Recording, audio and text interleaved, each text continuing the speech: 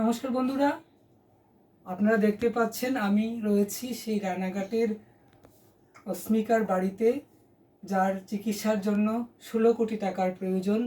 তো আমি ত্রিপুরা থেকে কলকাতা সেই জার্নি করে চলে এসেছি অস্মিকাকে সাহায্যের হাত বাড়িয়ে দিতে।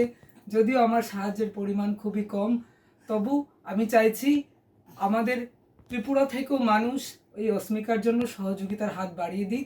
এই অস্মিকা যেন নতুন জীবন পায়, সেটা সম্ভব আমার আপনার সহযোগিতার মাধ্যমে।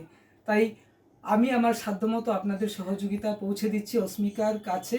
তো আপনারা যারা এখনও অস্মিকার জন্য কোনো প্রকার সাহায্য করেননি, প্লিজ আপনার সাধ্যমতো 10 টাকা হলেও এই অস্মিকার জন্য সাহায্য করুন, যাতে এই অস্মিকা নতুন জীবন ফিরে পায়। আর এটা সম্ভব একমাত্র আমার আপনার সহযোগিতার মাধ্যমে।